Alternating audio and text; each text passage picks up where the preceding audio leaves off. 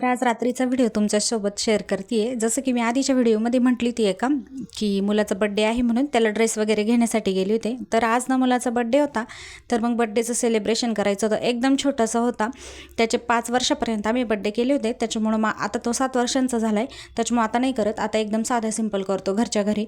तर मग इथं ना मम्मीने त्यांना बोलावून घेतलं आणि आर्यनला छानपैकी रेडी करून घेतलं आणि आमची सौभाग्य तिला केक खूप जास्त आवडतो ना, म्हणून इतकी त्याला लाडीगोडी लावत होती, त्याची पी वगैरे घेत होती।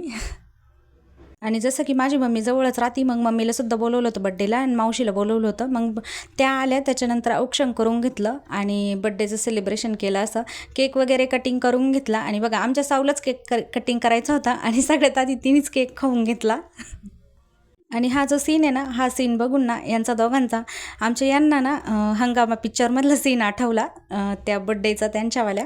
त्याच्यानंतर आर्यनला केक वगैरे खाऊ घातला आणि फॅमिली फोटो काढला आणि त्याच्यानंतर मुलांना आजीचं वगैरे दर्शन घ्यायला सांगितलं। आईवडिलांचं, मावशीचं, आजीचं सगळ्यांचं दर्शन घ्यायला लावलं, कारण आपण लहानपणापासून सवय लावली तरच मुलांना सवय लागते।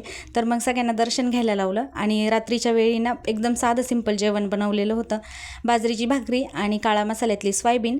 तर मग असं केलं आम्ही बड्डेचं सेलिब्रेशन। तर आता चला, आता आपण भेटूया पुढच्या व्हिडिओमध्ये, तोपर्यंत सगळ्यांना बाय बाय। चॅनलला नक्की सबस्क्राईब करून द्या।